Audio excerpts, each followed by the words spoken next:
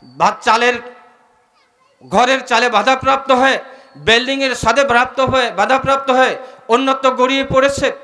ঠিক যে মানুষগুলি অহংকারী, যার হৃদয়ের মধ্যে অহংকার রয়েছে, এই মানুষগুলির হৃদয়ের উপরে একটু অহংকারের চাল থাকার কারণে উতবা সাহেবের মতো মানুষ, নবীজির স্বয়ং নবীজির মতো মানুষের নসিহত শোনার পরেও এই মানুষগুলো দুনিয়াতে জান্নাতি মেহমান তো হতে পারেইনি, বরংস জাহান্নামের কীট হয়ে বিদায় নিয়েছে। ঠিক কিনা বলেন? অর্থাৎ মানুষের সবচেয়ে বড় সমস্যা হচ্ছে তার হৃদয়ের অন্তরের আমিত্ব। একটা মানুষের জীবনের সবচেয়ে বড় সমস্যা কি ভাই? আমিত্ব। এই আমিত্ব হচ্ছে মানুষের জীবনের সবচেয়ে বড় শত্রু। একটা মানুষ যতই ইবাদত বন্দেগী করুক না কেন, যতই সে আমল করুক না কেন, তার অন্তরে যদি আমিত্ব থাকে, অহংকার থাকে, এই মানুষটি কোনোভাবেই দেশ, জাতি, সমাজ, দিনের কোনো খেদমতে আসতে পারেই না, বরং এরা সমাজের শান্তি বিনষ্ট করে। ঠিক কিনা বলেন? সম্মানিত হাজিরিন, আল্লাহ রাব্বুল আলামিন পৃথিবীতে যা কিছু সৃষ্টি করেছেন, দুনয়ন মেলে আমরা যা কিছু দেখি, এই সৃষ্টির মধ্যে গ্রহ নক্ষত্র, যা কিছু আমরা এই সৃষ্টিকুলের মধ্যে দেখি, সমগ্র সৃষ্টিকুলের মধ্যে আল্লাহ সুবহানাহু ওয়া তাআলা মানুষকে শ্রেষ্ঠত্ব দান করেছেন। মানুষ শ্রেষ্ঠ কেন? এই মানুষকে আল্লাহ শ্রেষ্ঠত্ব কেন দান করেছেন? মানুষ যেমন খুশি তেমন সাজবেন, যেমন খুশি তেমন চলবেন, এজন্য কি আল্লাহ রাব্বুল আলামিন মানুষকে শ্রেষ্ঠত্ব দান করেছেন? আসলে এজন্য মানুষ শ্রেষ্ঠ নয়। আল্লাহ সুবহানাহু ওয়া তাআলা পবিত্র কুরআনুল কারীমের মধ্যে বলতেছেন, ওয়া মা খালাকতুল জিন্না ওয়াল ইনসা লিয়াবুদুন। একমাত্র জিন এবং ইনসানকে আল্লাহ রাব্বুল আলামিন তার দাসত্ব, গোলামি, বন্দেগী করার জন্য সৃষ্টি করেছেন। ঠিক কিনা বলেন? সম্মানিত হাজিরিন, এই মানুষের জীবনের লক্ষ্য কি? আল্লাহ রাব্বুল আলামিন মানুষকে শ্রেষ্ঠত্ব দান করলেন, এই মানুষের জীবনের লক্ষ্য কি? আল্লাহ রাব্বুল আলামিন পবিত্র কুরআনুল কারীমের মধ্যে বলতেছেন, কুলিন্না সলাতি ওয়া নুসুকি ওয়া মাহইয়া ওয়া মামাতি লিল্লাহি রাব্বিল আলামিন। আল্লাহ রাব্বুল আলামিন বলতেছেন যে তোমাদের নামাজ, রোজা, কুরবানি, হজ, যাকাত, ব্যবসা বাণিজ্য, চাকরি বাকরি, ক্ষেত খামার, স্ত্রী সন্তান সন্ততি, ইবাদত বন্দেগী সব হতে হবে কার জন্য? আল্লাহর সন্তুষ্টির জন্য। কার জন্য ভাই বলেন? আল্লাহর সন্তুষ্টির জন্য।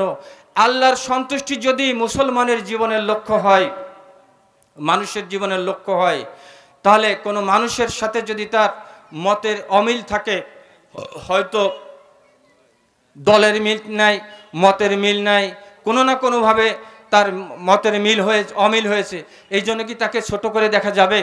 হিংসা বিদ্বেষ করা যাবে? ঠিক কিনা বলেন? তাহলে মানুষের জীবনের লক্ষ্য কি? আল্লাহর সন্তুষ্টি। মুসলমানের জীবনের লক্ষ্য কি ভাই? আল্লাহর সন্তুষ্ট। মুসলমানের জীবনের লক্ষ্য যদি আল্লাহর সন্তুষ্টি না হয়, তাহলে সে জীবন শতভাগ ব্যর্থ। ঠিক কিনা বলেন? মনে করেন পৃথিবীর সমস্ত মানুষ যদি আমি আব্দুস সামাদ আমার মুখের মধ্যে থুতু মারে, আর যদি তাদের পায়ের জুতা দিয়ে আমার দুই মুখের মধ্যে পিটায়, মৃত্যুর সময় আল্লাহ রাব্বুল আলামিন যদি আমাকে মাফ করে দেন, আল্লাহ রাব্বুল আলামিন যদি আমার প্রতি দয়া করেন, আমার যদি কলেমা নসিবই হয়ে যায়, তাহলে আপনাদের থুতু এবং জুতোর পিটাই আমার কি হবে বলেন? আমার মতো বাদশা দুনিয়ার মধ্যে, আখিরাতের মধ্যে কেউ হতে পারে না। আর যদি পৃথিবীর সমস্ত মানুষ মিলে যদি আপনারা আমার গলের মধ্যে ফুলের মালা দেন, পৃথিবীর অর্থ, যশ, খ্যাতি, প্রতিপত্তি সব কিছুই যদি আমাকে দেওয়া হয়, মৃত্যুর সময় যদি আমার কলেমা নসিব না হয়, তাহলে এই ফুলের মালা, এই সম্মানের কোনো মূল্য আছে বলেন? তাহলে মানুষের জীবনের লক্ষ্য হচ্ছে কি? মানুষের জীবনের লক্ষ্য হচ্ছে আল্লাহর সন্তুষ্টি। মুসলমানের জীবনের লক্ষ্য কি ভাই?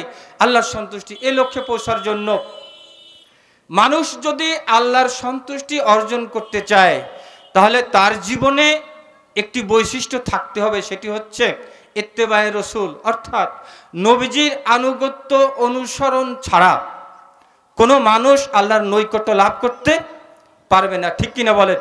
আল্লাহর সন্তুষ্টি অর্জন মানে কি? আনুগত্য অনুসরণ, অর্থাৎ নবীজিকে ভালোবাসতে হবে নিজের জীবনের চেয়ে বেশি। কোনো মানুষ যতক্ষণ তার জীবনের চেয়ে বেশি ভালো আল্লাহ রসুলকে বাসতে পারবে না, ততক্ষণ সে মোমেন হতে পারবে না। ঠিক কিনা বলেন? ইত্তেবায়ে রসুল, অর্থাৎ মুসলমানের জীবনের লক্ষ্য হতে হবে আনুগত্য অনুসরণ। নবীজি কেমন করে খাবার খেতেন, কেমন করে তার ব্যক্তি জীবন, সামাজিক জীবন, রাজনৈতিক জীবন, আন্তর্জাতিক জীবন যেভাবে তিনি পরিচালনা করেছেন, হুবাহু সেভাবে যদি কোনো মানুষ পরিচালনা না করে তাহলে ইত্তেবায়ে রাসূল হবে, নবীজিকে অনুসরণ করা হবে। বলে ধরেন দুনিয়ার জীবনে আমি যদি আপনার বন্ধু হতে চাই, আপনার পছন্দ মতো কথার কাজ যদি আমি না করি, আপনি কি আমাকে বন্ধু হিসেবে গ্রহণ করেন? কোনোদিন করবেন? সম্মানিত হাজিরিন, আজকে নবীজির জীবন আদর্শ আমাদের মধ্যে তো নেই। নবীজির সমস্ত জীবনের মধ্যে একটি মিথ্যা কথার আচরণ নাই। নবীজির জীবনের মধ্যে হিংসা, অহংকার, প্রতিহিংসা নাই। নবীজির জীবনের মধ্যে আমিত্ব নাই। অথচ আমরা যদি আমাদের জীবনের মধ্যে গীবত, শিকত, পরনিন্দা, চুগলখড়ি, সুদ, ঘুষ, আমিত্ব দিয়ে ভরে রাখি, তাহলে নবীজির আনুগত্য অনুসরণ হবে?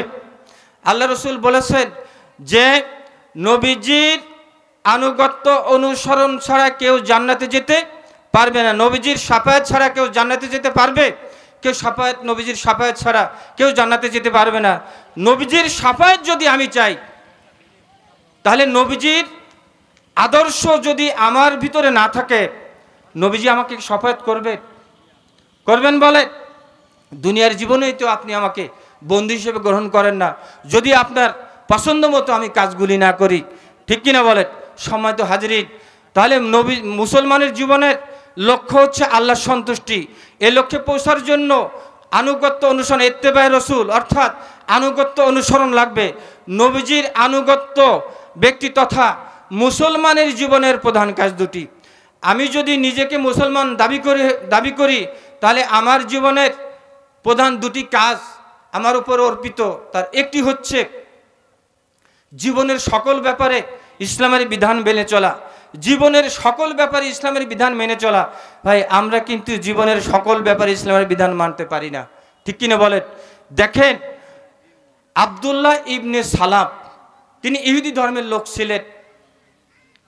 তিনি যে সময় ইসলাম গ্রহণ করলেন, ইসলাম গ্রহণ করার কারণে তিনি একদিন দাওয়াত খেতে গেলেন। তাকে পরিবেশন করা হয়েছে উটের গোস্ত, কিন্তু ইহুদি ধর্মের মধ্যে উটের গোস্ত খাওয়া হারাম ছিল, নিষেধ ছিল। যেরকম মুসলমান আমরা কাসিম খাই না, শুকর খাই না। ঠিক কিনা বলেন? কোনো মুসলমানের সামনে যদি কাসিম, শুকর ভালো করে পাক করে জিরে মশলা দিয়ে সামনে দেওয়া হয়, খেতে পারবেন? ঘৃণা লাগবে কিনা বলেন? ঘৃণা লাগবে। কিন্তু যেহেতু তিনি ইহুদি ধর্মের লোক ছিলেন, কোনোদিন তিনি উটের গোস্ত খান নাই, যেহেতু খান নাই সেই জন্য তার কাছে একটু ঘৃণা লাগে, এই জন্য তিনি উটের গোস্ত খান নাই। আল্লাহ রাব্বুল আলামিন তার এই কারণে কুরআনুল কারীমের মধ্যে আয়াতে কারিমা নাজিল করে দিলেন, ইয়া আইয়ুহাল্লাযীনা আমানুত খুলু ফি সিলমি কাফা, হে ইমানদারেরা তোমরা পরিপূর্ণভাবে ইসলামের মধ্যে ঢোকো।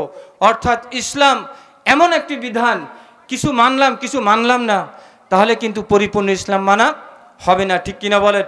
সম্মানিত হাজিরিন, উটের গোস্ত খাওয়া কিন্তু ফরজ, ওয়াজিব, সুন্নত, নফল, মুস্তাহাব না। অর্থাৎ এটি হচ্ছে মুবার মতো একটা কাজ। অর্থাৎ ইসলামে মুবার মতো কাজও একটা মুসলমান, এটা মুবা মানে হচ্ছে যেই কাজটা করলেও ক্ষতি নাই, না করলেও ক্ষতি নাই, এমন একটা কাজও মুসলমান খেয়াল খুশি মতো করতে পারবে না। ঠিক কিনা বলেন? সেজন্য মুসলমানের জীবনের সকল কাজ হতে হবে আল্লাহর সন্তুষ্টির জন্য। তাহলে জীবনের সকল ব্যাপারে ইসলামের বিধান মেনে চলা মুসলমানের জীবনের প্রধান দুটি কাজ। প্রথম কাজ জীবনের সকল ব্যাপারে ইসলামের বিধান মেনে চলা।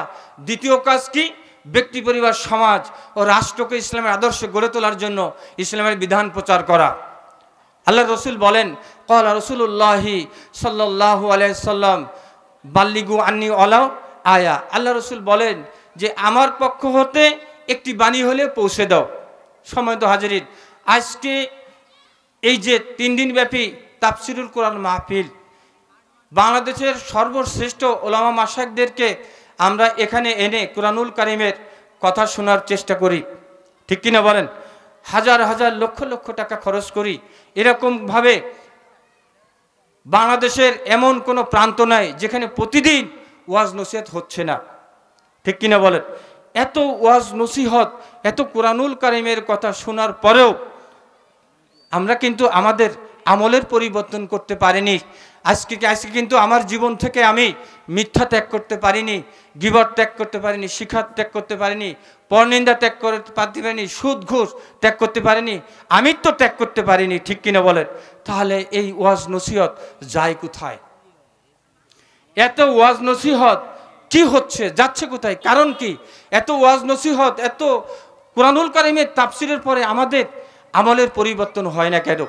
সম্মানিত হাজিরিন, কোরআনুল কারিমের কথা আমি আপনাদেরকে বলতে পারি, মানার দায়িত্ব আপনার, বোঝার দায়িত্ব আল্লাহর। আপনি যদি না মানেন, আপনার মাথায় বাড়ি মারার ক্ষমতা আমার নাই, ঠিক কিনা বলেন? সম্মানিত হাজিরিন, জনাব মুহাম্মদ রাসূলুল্লাহ সাল্লাল্লাহু আলাইহি সাল্লাম ইসলামের প্রচার প্রসারের সময় আল্লাহর রসুলকে যেভাবে সাহায্য সহযোগিতা করেছেন তার চাচা আবু তালেব, এরকম করে তাকে আর সাহায্য সহযোগিতা কেউ করেনি, ঠিক কিনা বলেন? আল্লাহ রসুল তিনি মিরাজে গিয়েছিলেন, আল্লাহ রসুলের মিরাজ সশরীরে হয়েছিল, এটা আমরা বিশ্বাস করি, এটা মুসলমানদের আকীদা, ঠিক কিনা বলেন? আল্লাহ রসুল মিরাজে যে জান্নাতের সুখ শান্তি নাজ নিয়ামত শোষককে প্রত্যক্ষ করেছেন, এবং তিনি জাহান্নামের ভয়াবহতা নবীর চেয়ে বেশি আর কেউ জানে না, ঠিক কিনা বলেন? আল্লাহ রসুল চিন্তা করছিলেন, তিনি তো কুশল কমল মানুষ ছিলেন, তিনি দয়াদ্র মানুষ ছিলেন, তিনি চিন্তা করেন আমার চাচা আমাকে এত সাহায্য সহযোগিতা করে এই দিন প্রচারের ক্ষেত্রে, তিনি যদি কলেমা গ্রহণ না করেন তাহলে তার স্থানটা তো জাহান্নামে হবে, ঠিক কিনা বলেন? নবীজি বারবার আল্লাহ রসুলের কাছে দাওয়াত নিয়ে যান। নবীজির চেয়ে দাওয়াত আলাপ, তাবলিগ আলাপ, জিকির আলাপ, আমল আলা, এলেম আলা, পীর সাহেব বলেন, বুজুর্গ বলেন, তার মতো কেউ পৃথিবীর মধ্যে আছে? তিনি দাওয়াত দিলেন তার চাচাকে জীবনের শেষ দিন পর্যন্ত। তিনি কি ইসলাম গ্রহণ করছিলেন? প্রাণবায়ু আবু তালেবের যে সময় প্রাণবায়ু অষ্টাগত, আল্লাহ রসুল সে সময় বললেন, চাচা রে, মুহাম্মাদুর রাসূলুল্লাহ সাল্লাল্লাহু আলাইহি ওয়াসাল্লাম আপনাকে বলতে হবে না, শুধু কলেমা পড়েন, লা ইলাহা ইল্লাল্লাহ, যদি এতটুক আপনি পড়েন, কাল কিয়ামতের ময়দানে ওয়াকিল হইয়া আমি আল্লাহ রাব্বুল আলামিন কাছে আপনার জন্য সুপারিশ করব, ঠিক কিনা বলেন? কলেমা নসিব হয়েছিল, কলেমা পড়েছিলেন। তাহলে নবীজি তিনি যে জীবনের শেষ দিন পর্যন্ত তাকে দাওয়াত দিলেন, কলেমা যে তিনি গ্রহণ করলেন না, এই জন্য নবীজি তাকে গালি দিয়েছেন, তাকে নিন্দা করেছেন, ভ্রুকুঞ্চিত করেননি, ঠিক কিনা বলেন? বরংস আফসোস করছেন যে আমার চাচা সে যদি কলেমা না পড়ে তাহলে কিয়ামতের ময়দানে সে জাহান্নামী হয়ে যাবে, আমি দোজানের বাদশা নবী হওয়ার পরেও আমার কিছু করার থাকবে না, চাচাকে কিছু করতে পারবো না, ঠিক কিনা বলেন? সম্মানিত হাজিরিন, এর মধ্যে শিক্ষা কি? অর্থাৎ মুসলমান কলেমার কথা, কোরআনুল কারীমের কথা ওয়াজ নসিহত করতে পারে, বোঝার দায়িত্ব, মানার দায়িত্ব আপনার, বোঝার দায়িত্ব আল্লাহর। যদি কোনো মুসলমান ইসলাম গ্রহণ না করে, কেউ যদি দাওয়াত গ্রহণ না করে, তার মাথায় বাড়ি মারার ক্ষমতা কোনো মানুষের নাই, ঠিক কিনা বলেন? অথচ আমরা দেখি এক ভাই আর এক ভাইয়ের সাথে মতের অমিল থাকার কারণে, দলের সাথে, মতের সাথে, সংগঠনের সাথে, পীর সাহেব হুজুরের সাথে মিল না থাকার কারণে আমরা এক ভাই আর এক ভাইকে পিটাইয়ে অনেক সময় মেরে ফেলি, ঠিক কিনা বলেন? আল্লাহর বান্দারা, ও কবরের যাত্রীরা, এই ইসলাম তো আল্লাহর রসুলের জীবনে দেখা যায় না, ঠিক কিনা বলেন? নবীজির জীবনের মধ্যে তাকালে দেখবেন, নবীজির জীবনের মধ্যে তাকালে দেখবেন ক্ষমা, ক্ষমার ক্ষমা। ইসলাম তরবারি দিয়ে সরানো হয় নাই, উত্তম আদর্শ দিয়ে আল্লাহর রসুল ইসলাম ছড়িয়েছেন, ঠিক কিনা বলেন? অথচ আমাদের জীবনের মধ্যে আমিত্ব ছাড়া কিছু দেখা যায় না। নামাজ আছে, রোজা আছে, দাওয়াত আছে, তালিম আছে, হজ আছে, যাকাত আছে, দান সদকা কুরবানি সব কিছুই আছে, অথচ পক্ষান্তরে আমাদের অন্তরের মধ্যে একটু আমিত্ব রয়েছে, ঠিক কিনা বলেন? এই আমিত্বর কারণে আমাদের সমস্ত ইবাদত বন্দেগী সব কিছু নষ্ট হয়ে যাচ্ছে। এত ওয়াজ নসিহত কোনো কাজে আসতেছে না। লা ইলাহা ইল্লাল্লাহ।